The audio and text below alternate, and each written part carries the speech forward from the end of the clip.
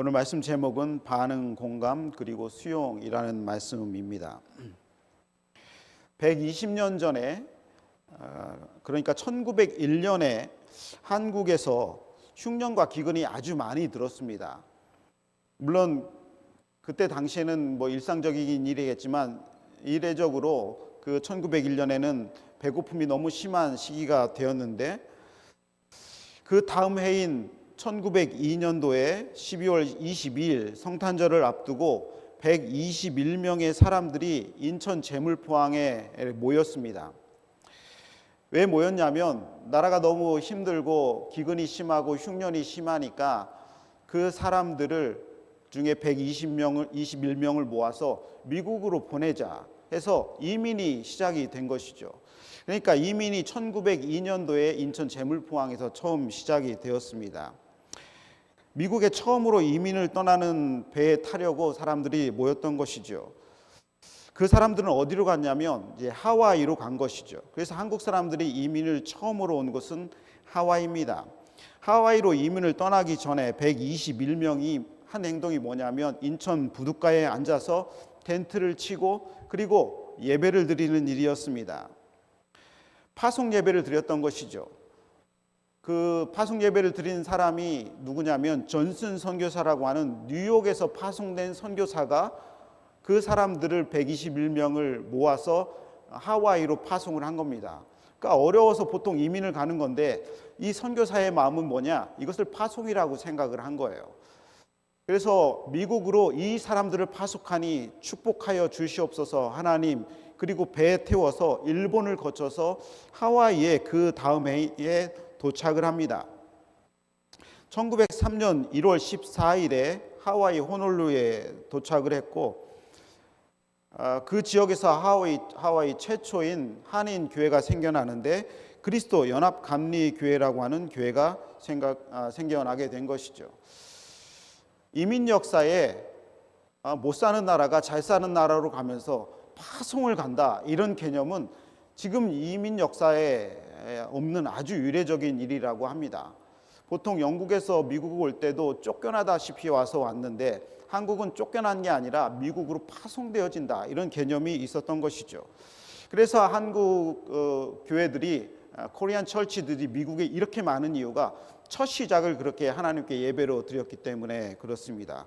놀라운 일이죠. 이민 와서 이렇게 교회를 세우고 이렇게 하나님을 예배하고, 지금은 미국 교회들보다 더욱더 열심히 하나님을 예배하고 하나님께 더 선교를 많이 하는 이렇게 교회가 되었습니다. 저는 제 생각에는 이 미국이 복받는 이유는 한인들 때문이라고 생각을 합니다. 우리 때문이 아니라 하나님의 교회가 이렇게 미국의 전역에 퍼져 있기 때문에 그렇다고 생각을 합니다. 이렇게 시작된 이미 1세대가 와서 참 정착이 어려웠죠. 그러니까 김치찌개나 된장찌개만 먹으면서 고국을 얼마나 그리워했겠습니까? 지금 오는 사람들도 이렇게 좋은데도 고국을 그리워하는데 그 사람들은 어떻겠어요? 그러니까 이민 첫 세대의 꿈은 자식이었다고 제가 얘기를 들었습니다. 어떤 동네에 이런 글귀가 써 있다고 그래요. 나의 아메리칸 드림은 내 아이들이다, 그렇게 생각을 합니다. 왜냐하면 영어도 못하고 음식도 맞지 않고 그리고 마이너리티 사람으로서 살아가니 얼마나 힘들었겠습니까? 그러니까 그 사람들의 모든 기도 제목과 모든 소망은 우리 아이들이 잘 크는 거였어요. 우리 아이들은 차별도 없고 문화의 갭도 없는 그런 사람들이 되어서 이 땅 가운데 살아가면 좋겠다, 그렇게 생각을 했던 것이죠. 그래서 교회 와서 다 기도 제목이 우리 아이들 잘 되게 해주세요, 우리 아이들 잘 되게 해주세요, 그 기도 제목이었죠. 반면 이민 2세대는 보니까 바나나 세대라 그렇게 얘기를 하는 것 같습니다. 그러니까 겉은 옐로우인데 이 속은 뭐예요? 하얀 사람이 되고 싶어 하는 거죠. 그러니까 약간 이 아이들도 그런 차이가 있었던 것 같아요. 겉은 동양 사람인데 속은 이 미국 사람이 되고 싶어 하는 그런 아이들의 마음이 잘못됐다라고 말할 수 없는 것이죠. 1세대 부모님의 고생 덕에 2세대 자녀들은 그래도 좋은 학교 나오고 또 좋은 직장도 많이 얻었습니다. 한국 사람들이 좀 열심입니까? 자녀들에 대해서 밤낮 없이 일주일에 7일을 24시간 일해가면서 아이들을 키우는 보람 때문에 아이들은 이제 잘 성장해서 이 시대에, 이 사회에 아주 큰 주역으로 잘 성장을 했던 것이죠. 그래서 부모님들의 꿈이 이루어졌다고 얘기를 해요. 그래서 부모님들을 얘기를 하면 90%가 아이들 자랑입니다. 그렇지 않아요? 식사를 해보면 부모님의 자랑은 아이들이에요. 자신의 자랑은 하나도 없어요. 그러니까 부모님의 마음이죠. 아이들이 잘 컸다라는 것이죠. 그런데 이 세대의 마음들은 좀 복잡해요. 이 사회에 완전히 이 사람들과 같이 살고 싶어지는데 그렇게 하기는 어렵다라는 생각을 합니다. 그러니까 마음 한편으로는 부모님을 존경하면서도 한켠에는 약간 부끄러운 마음이 좀 있는 것이죠. 그런데 이민 3세대의 시대가 지금 오고 있지 않습니까? 사람과 상관없이, 인종과 상관없이 이민 온 3세대는 어떤 특징이 있냐면, 이민 3세대만 전문적으로 연구한 사람, 이 헨슨이라고 하는 사람이 있는데, 이 헨슨이 논문을 썼는데 뭐라고 얘기를 하냐면, 이민 3세대는 다시 이민 1세대의 마인드를 갖고 있다라고 합니다. 그러니까 이민 1세대 할머니, 할아버지를 존경한다는 거예요. 마음으로. 어떻게 이런 척박한 땅에 와서 그렇게 우리의 가문을 일으켰을까? 어떻게 나를 이렇게 잘 낳도록 하셨을까라는 존경심이 있다고 합니다. 그래서 다시 이민 1세대의 뿌리를 찾는다고 해요. 그러니까 우리 한국으로 말하면 한국을 보게 되고 한국을 연구하고 한국을 동경하는 마음이 있는 것이죠. 물론 한국이 잘 살아서 좀 선진국이 돼서 그런 것도 있는데 이것은 모든 문화에게 공통적으로 나타난다고 합니다. 그래서 3세대는 다시 조부모, 할머니, 할아버지를 존경하는 경향을 보인다고 합니다. 참 세대별 특징이 아주 좀 흥미롭습니다. 이런 세대별 특징을 제가 미국에 와서 보니까 아주 흥미롭고 재미있고 또 목회하는데 아주 큰 도움이 되는 것 같습니다. 그러다 보니까 이 2세대와 3세대를 지나면서 한인 교회들이 많은 어려움을 겪습니다. 왜냐하면 아이들이 미국 교회를 많이 가고 또 한국 교회의 그 1세대들의 권위적인 태도와 그리고 그 한국적인 풍습을, 문화 차이를 이렇게 갭을 뛰어넘지 못하는 아이들이 교회를 많이 떠나가고 있는 것이죠. 그래서 이것을 어떻게 조정을 해야 되는지가 미국 교회의 목사님들의 큰 화두입니다. 그래서 KM도 하고 EM도 하고 연합도 하고 여러 가지 하는데 이 과도기를 지나면 아주 괜찮을 것 같은 생각을 많이 합니다. 문제는 뭐냐면 교회가 예전의 영광을 회복하고 다시 성장하고 하나님이 기뻐하시는 예배가 되려면 이 서로의 세대의 마음을 잘 이해를 해야 된다라고 하는 거예요. 아이들은 어른들의 마음을 잘 이해해야 되고 그리고 어른들은 2세대와 3세대의 마음을 잘 캐치하는 것은 너무나도 중요합니다. 오늘 말씀을 그런 관점에서 제가 연구하고 묵상을 하고 은혜를 받았습니다.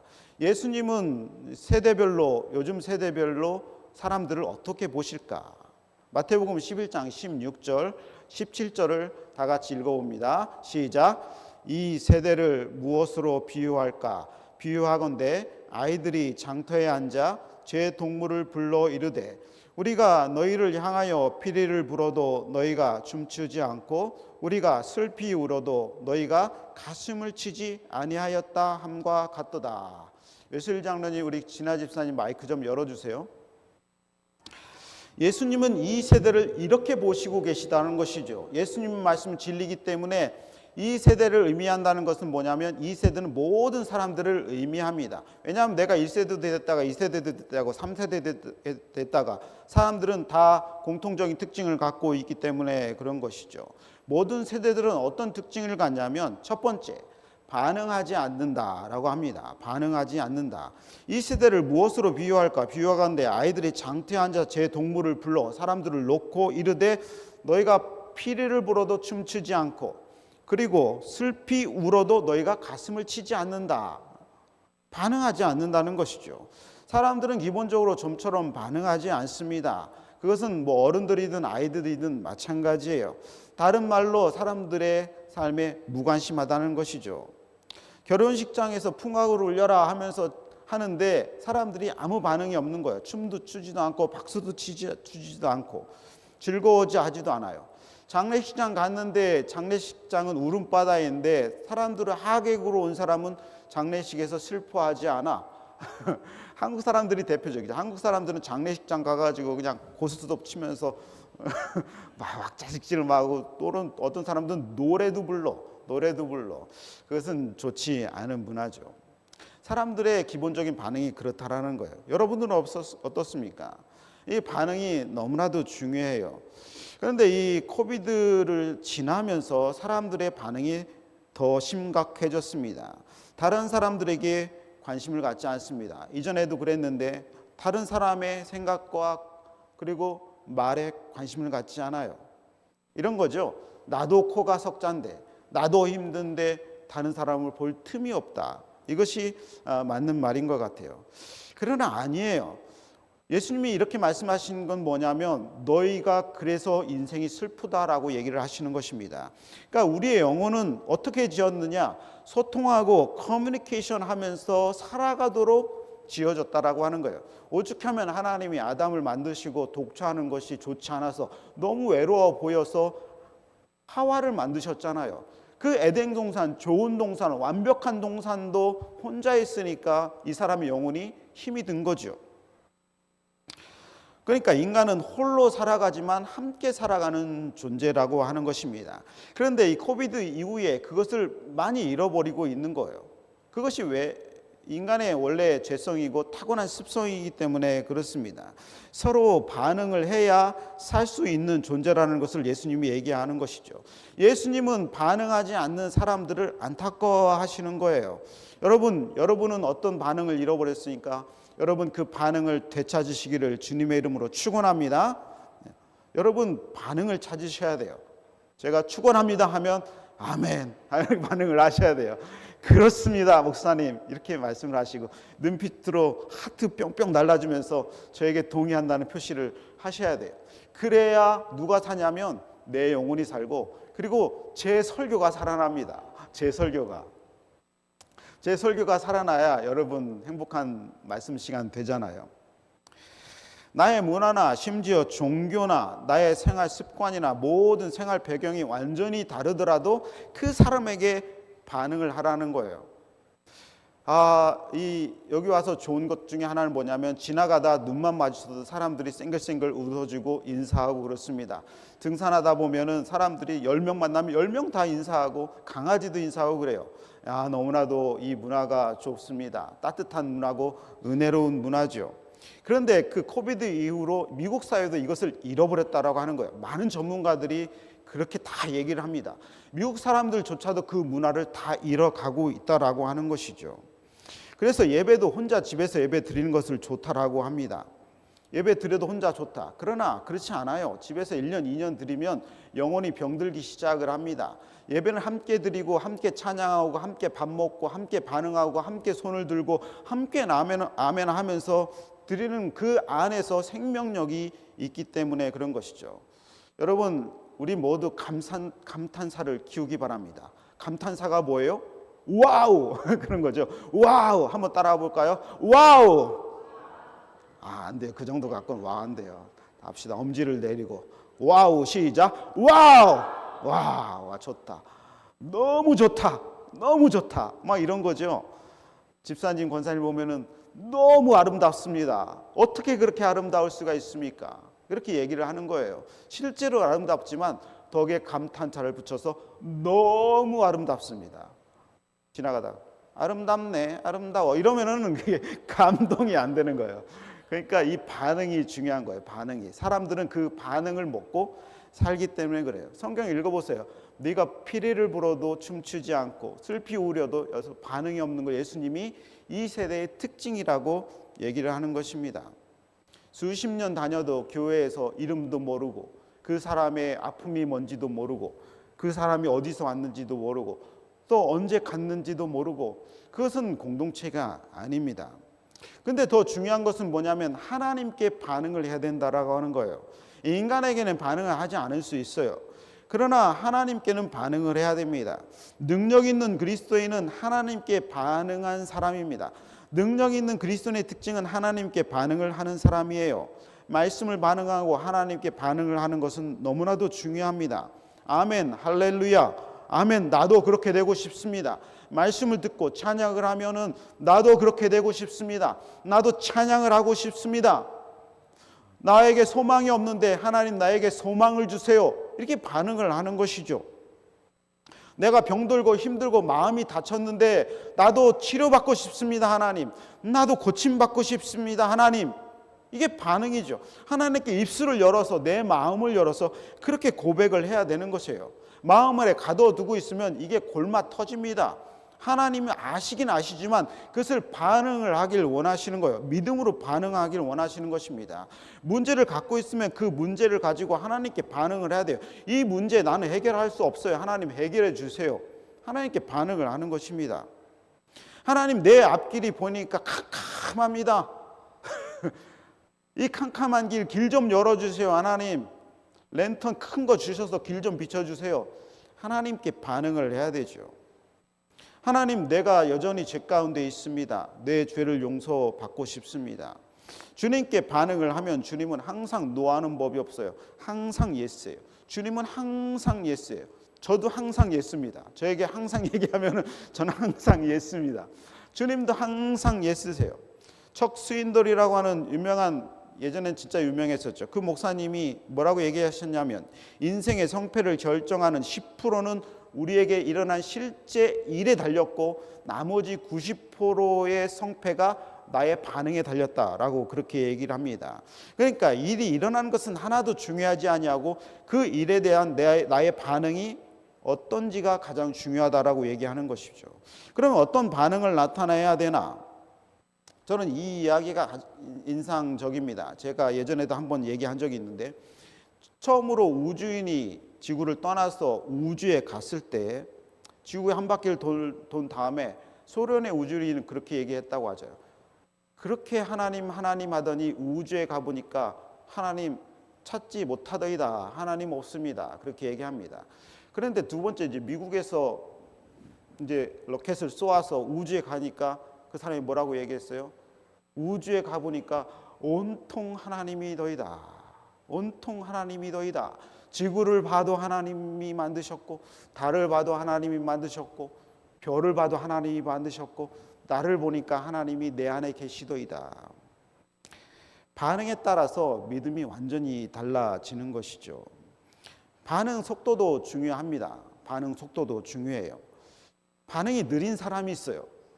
이게, 저는 이제 충청도 사람인데 충청도 사람이 안 같아요. 저는 16살 때에 집을 떠나서 이제 유학을 이제 대전에서도 하고 뭐 하면서 서울에서도 하고 미국에서도 하면서 그렇지 않아요. 그런데 이 충청도 사람들은 반응이 완전히 느리죠. 그래서 집에 가면 밥 먹다가 실룩실룩 웃습니다. 그러면 왜 웃어요? 아, 목사님이 그 말씀이 웃기다는 거예요. 그러니까 반응이 느리면 재미가 없어요. 재미가 없어. 그러니까 좀 재미가 없어. 그런데 반응이 빨라야 돼요. 아브라함은 75세에 나이 75세에 하나님이 너 집 떠나 하니까 그 즉시 짐을 싸가지고 그 즉시 자기 집을 떠났어요. 아버지 빨리 가시죠 해가지고 그 늙은 아버지 데리고 집을 떠나서 가나안으로 향합니다. 아브라함이 왜 대단한 사람이냐면 믿음의 반응이 뛰어난 사람이기 때문에 그렇습니다. 아브라함을 우습게 보면 안 돼요. 아브라함이 하나님 이삭 좀 드리라고, 이삭 너 나에게 드려라, 제물로 바쳐라 했을 때 밤중에 하나님이 말씀을 하셨습니다. 근데 이 이삭과 캠핑 장비를 들고 장작을 들고 떠난 날이 언제냐면 그 다음날 아침에 바로 떠나버렸어요. 모리아 산으로. 그러니까 아들을 드리는 이 사건, 이 절체절명의 사건에서도 아브라함은 반응이 빨랐어요. 믿음의 반응이 빨라야 됩니다. 여러분, 말씀을 듣고 말씀이 은혜가 되고 감동이 되면 여러분 믿음의 반응이 빠르시길 바랍니다. 너무 느리면 안 돼요. 그러면 밥 탑니다. 밥 타면 못 먹잖아요. 다시 하나님의 감동이 와야 되죠. 인생은 그렇게 루즈한 인생이 되잖아요. 그러나 하나님 말씀은 반응이 즉각적으로 돼야 된다는 것이죠. 그러니까 사람들에게 반응을 하고 사람들에게 감탄사를 하고 특별히 하나님께 반응을 해서 반응 속도를 빨리 올려야 된다고 지금 예수님이 말씀을 하는 것입니다. 세대별 특징, 이것을 뛰어넘어야 되는데 두 번째는 뭐냐면 공감하지 않는다는 것이죠. 따라합시다. 공감하지 않는다. 이 말씀을 읽어보면 사람들의 특징은 뭐냐? 공감하지 못한다라는 거예요. 피리를 불어도 춤추지 않는다. 무슨 말이에요? 야, 나는 슬픈데 왜 저 사람은 피리를 불고 저렇게 야단이냐? 그렇게 얘기를 하는 거예요. 너는 뭐가 좋아서 그렇게 피리를 불고 그렇게 하느냐? 내 마음은 슬픈데 그 사람의 기쁨에 공감을 하지 않아. 인간의 특징은 뭐냐면 다른 사람이 기뻐해도 기뻐하지를 않아요. 이것이 죄성이 있는 사람들의 특징입니다. 나는 어렵지만 다른 사람들이 우리 아이가 좋은데 학교에 합격했어. 그러면 와, 어쩜 그렇게 열심히 하더니 정말 그렇게 됐구나. 이렇게 반응을 해주고 공감을 해줘야 된다는 거예요. 여러분 주변에 좋은 일이 일어나면 기뻐해 주시길 바랍니다. 저에게도 좋은 일이 일어나면 목사님 너무 잘 됐어요. 목사님 너무 잘 됐어요. 그렇게 해주고 저도 여러분의 작은 일이라도 일어나면 기뻐해주고 그게 인생 사는 재미고 실제 예수님이 그렇게 얘기하지 않으십니까? 사촌이 땅을 살면 뭐라고요? 배가 아프다. 이게 아주 나쁜 속담이에요. 근데 진실을 얘기하는 거예요. 진실을 뛰어넘어서 하나님이 주시는 은혜는 뭐예요? 기뻐하라는 거예요. 사람들이 기쁘면 기뻐하라는 거예요. 두 번째, 장례식장에서 그렇게 슬픈데도 불구하고 같이 슬퍼해 주지 않는 거예요. 야, 네가 그렇게 슬프냐? 나는 그렇게 슬프지 않다. 그렇게 얘기하는 겁니다. 이것도 공감하지 못하는 거예요. 다른 사람이 슬퍼하고 아프면 내 마음도 슬프고 아파해달라는 거예요. 그거 예수님이 주시는 마음입니다. 예수님이 주시는 마음은 뭐예요?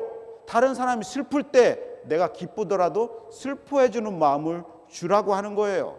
이것이 공감하는 마음입니다. 다음 세대를 구원하면 그들의 아픔을 이해해야 돼요.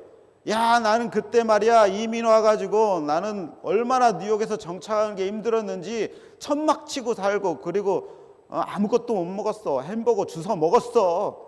그렇게 말을 하면 안 된다라는 거예요. 나는 그렇더라도 그 아이들의 아픔과 슬픔에 공감을 해줘야 된다는 거예요. 왜냐하면 슬픔의 양과 아픔의 양은 각자에게 개인적이기 때문에 그렇습니다. 저도 군대 갔을 때도 힘들죠. 그러나 지금 아이들 보고 야, 옛날에는 맨날 맞고 살았어 하면서 군대 얘기하면 됩니까? 안 돼요. 그 아이들은 그 아이의 아픔과 슬픔이 있는 거예요. 이 갭을 메워야 된다는 것이죠. 다음 세대를 구원하려면 그들의 상황에 공감할 수 있어야 된다는 것이죠. 다음 세대를 공감해야 돼요. 사람의 마음을 이해하고 그들의 마음을 이해하고 공감해 줘야 됩니다. 어떤 목회자가 가장 좋은 목회자냐? 성도들의 삶을 잘 이해하는 목회자입니다. 성도들의 처지와 상황을 잘 이해하는 목회자예요. 그래서 여러분이 저에게 다 보여주셔야 돼요. 제가 뭐 하나님도 아니고 어떻게 다 합니까? 그러니까 여러분의 마음과 여러분의 처지와 여러분의 아픔을 보여주셔야 돼요. 제가 그래야 이해하고 기도할 수 있고 메시지를 전할 수 있어요. 성도들은 어떤 성도가 가장 좋은 성도입니까? 목회자의 목회 상황을 잘 이해하는 사람입니다. 우리 목사님은 왜 저래? 다른 목회자님들은 다 잘하는데. 그러면 그 목사님 설교를 해야죠. 우리 목사님의 목회 상황과 목회 처지를 잘 이해하고 공감하는 사람이 가장 좋은 성도입니다. 하나님은 어때요? 하나님의 마음을 잘 이해하는 사람이 가장 좋은 또 하나님을 향한 성도죠. 그런데 제가 미국에 와서 보니까요, 공감이 안 돼요. 공감이. 저를 위해서 기도해 주세요. 우리 교회 인터넷을 고쳐야 되는데 한 달 동안 인터넷을 안 고쳐줘. 공감이 안 돼요. 공감이 안 돼. 와가지고 고쳐주지를 않아. 자기는 핸드폰 잘하면서 우리에게 분노가 차올라요. 분노가. 자꾸 비교해서 미안하지만 한국은 그 다음날 고쳐줍니다. 바로바로 더 고쳐집니다. 저녁 전화하면 그 다음날 새벽에 와가지고 미안합니다. 미안합니다. 그 사람이 내 마음을 공감하는 것이죠. 그런데 기도해 보니까 너는 그 사람들 이해하느냐? 하나님이 얘기를 하시더라고요. 너는 그 사람들 삶을 이해하고 있느냐? 그 못 고치는 그 사람들의 심정을 이해하느냐? 그렇게 얘기를 하나님이 하시는 것 같더라고요. 내가 문제구나. 내가 문제구나. 내가 문제구나. 그렇게 생각을 합니다. 근데 예수님은 어떤 분이시냐? 예수님이 완벽하게 우리를 공감하시는 분이시죠. 예수님 우리를 다 아실 뿐만 아니라 다 이해하십니다. 내가 겪었던 모든 어려움과 고난을 예수님은 이미 다 미리 겪으신 분이세요. 미리 조롱당하시고 멸시와 천대를 받으셨어요. 예수님은 하나님이시기 때문에 그럴 이유가 없잖아요. 그럼에도 불구하고 예수님은 십자가에서 내가 받아야 될 모든 멸시와 천대와 조롱과 고난과 아픔을 다 겪으셨다라는 것이죠. 나는 내가 받는 조롱은 내가 죄인이기 때문에 그럴 수 있다라고 생각하지만 예수님은 그럴 필요가 없으셨잖아요.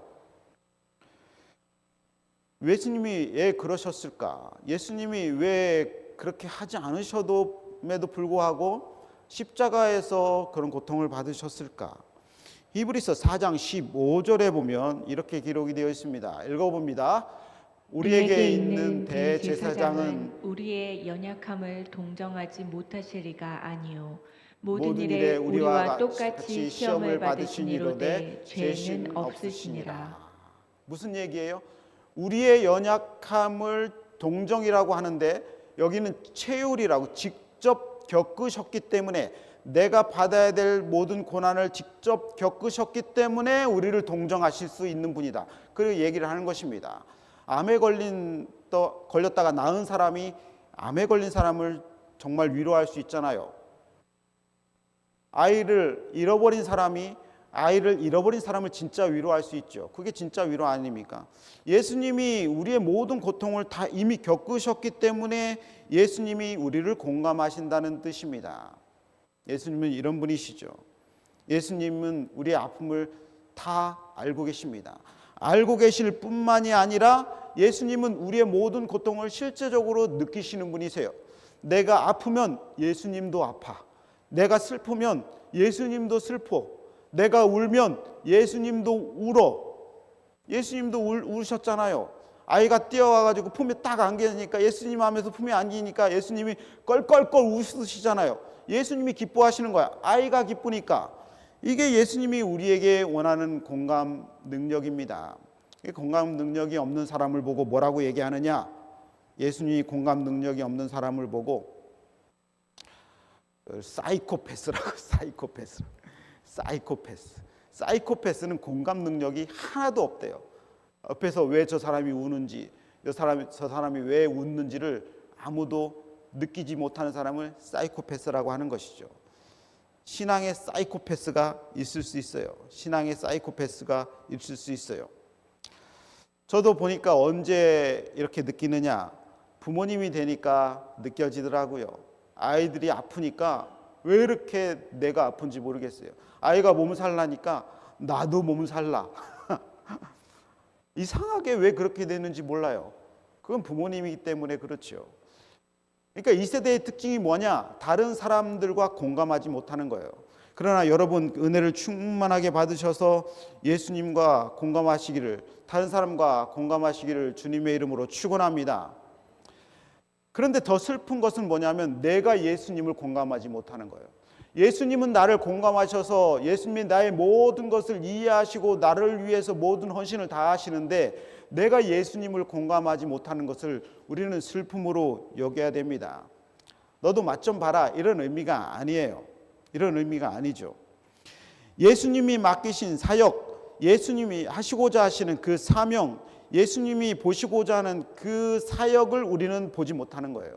예수님은 불쌍해서 긍휼히 여겨야 될 사람들을 계속 보시고 쳐다보시고 불쌍히 여기시고 안타까워 하시는데 나는 그 사람을 보지 못하는 거예요. 저 사람의 영혼이 아파하고 힘들고 너무 고생스러워서 어쩔 줄 모르는데 예수님 그 사람을 보는데 우리는 그 사람들을 보지 못하는 것입니다. 그것을 아파해야 한다는 것이죠. 예수님이 맡기신 그 사역을 우리가 할 수 있는 마음은 뭐냐면 그 사역에 공감하는 것입니다. 예수님의 마음에 공감하는 사람이 예수님의 사역을 할 수 있는 것이에요. 내 마음이 그곳에 가 있어야 되는 것입니다.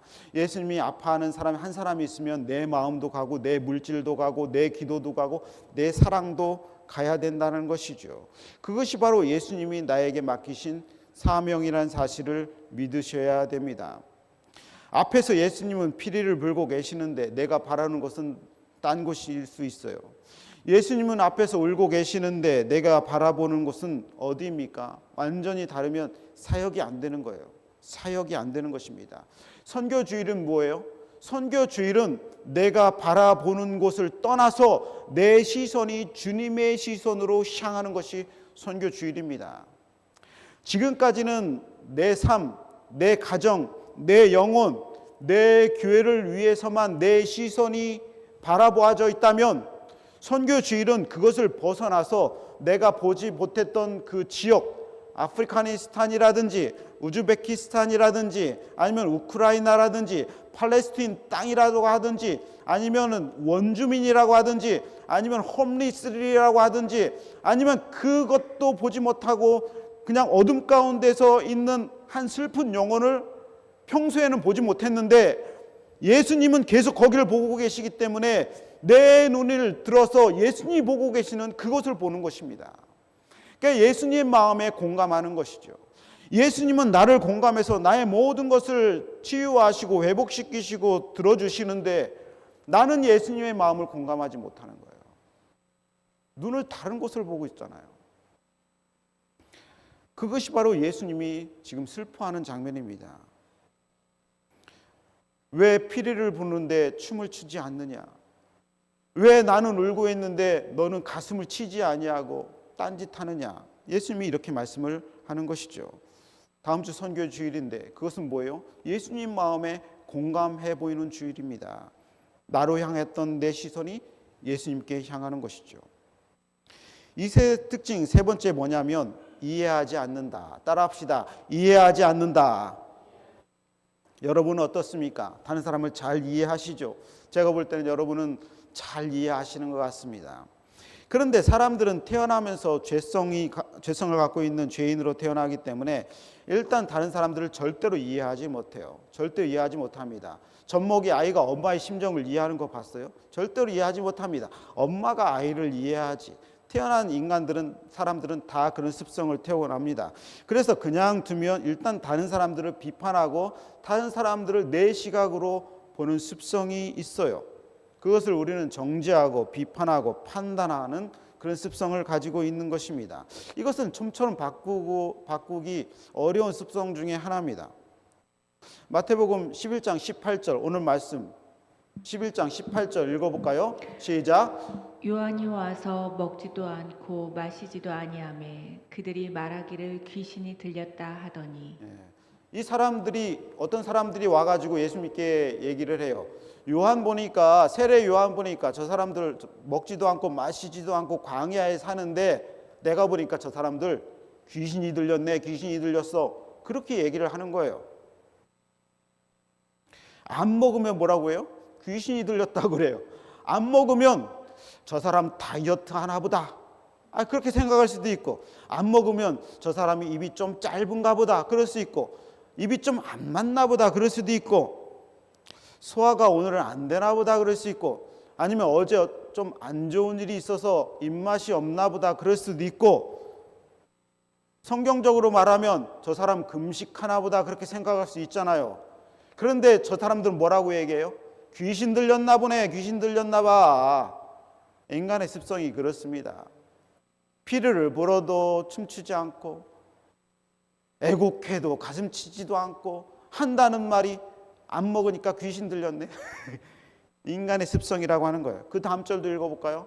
19절 시작. 인자는 와서 먹고 마시매 말하기를 보라 먹기를 탐하고 포도주를 즐기는 사람이요 세리와 죄인의 친구로다 하니. 예수님을 보고 뭐라고 해요? 예수님은 자꾸 많이 먹으니까 뭐라고 해? 아유 저 사람 진짜 많이 먹네. 그렇게 얘기를 하는 거예요. 안 먹는 사람을 향해서는 귀신 들렸다라고 얘기를 하고 먹는 사람은 저 사람 먹보네 돼지네 그렇게 얘기를 하는 거예요.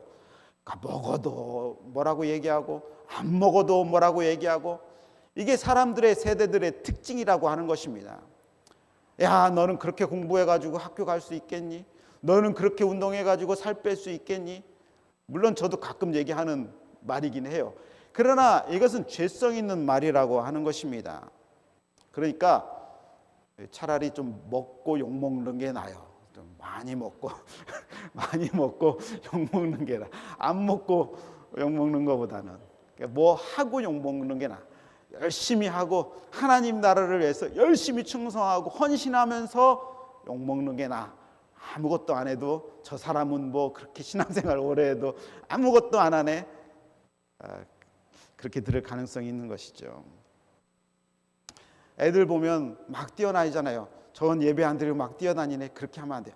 쟤는 애들이니까 뛰어다니네. 애들이니까 뛰어다닐 수 있죠. 그러면서 사랑을 안아주고 하면서 예배 시간에는 가만히 앉아있지 하면 애들 다 알아듣습니다.